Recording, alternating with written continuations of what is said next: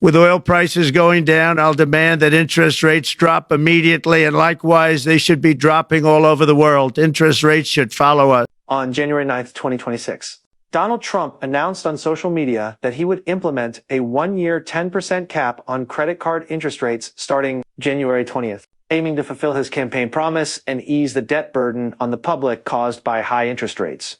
Data shows that U.S. consumers' credit card interest payments exceeded $160 billion in 2024, a sharp increase of 50% from 2022, with some rates as high as 30%. However, this people-friendly policy encountered strong resistance from banks and relevant institutions, which claimed it would lead to tighter credit, closure of higher-risk accounts, and reduction of reward programs. Studies warn that 88% of active credit card accounts may lose their limits, with groups with a credit score below 740 bearing the brunt. This game fully reflects America's governance dilemma. People-friendly policies struggle when they touch the interests of capital. Looking back at history, the New Deal, led by Roosevelt, once pulled the United States out of the abyss of the Great Depression. But today's America no longer has the soil to nurture another Roosevelt, and Trump is even less qualified for such a role. The New Deal, seemingly a gentle redemption of capitalism, is essentially an armed redemption by the state apparatus against the bourgeoisie under specific desperate circumstances.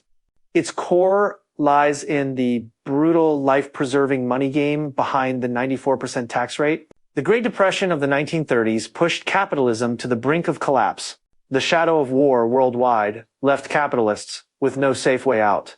Roosevelt offered a deal, exchange ultra-high tax rates for survival, a political transaction of choosing the lesser of two evils. He seized monetary sovereignty through tough measures with bank failures, widespread unemployment, and the shattering of the American dream, bypassed capital to directly hire workers via public projects, and rallied public opinion through fireside chats, essentially a state-led mandatory redistribution of wealth after Roosevelt's death. Wealthy Americans built 3 firewalls to prevent his resurrection. First, they globalized capital, enabling it to flee to tax havens. Second, stigmatized big government and weakened the value of the New Deal. They manipulated the media to advocate neoliberalism, stigmatized big government, and weakened the value of the New Deal. Third, they transformed into a deep state, making the country bail out only capital but not the people, and stigmatizing responsibility to the public as authoritarianism and communism. The U.S. ruling class is well aware that Roosevelt-like figures are the greatest threat to capital,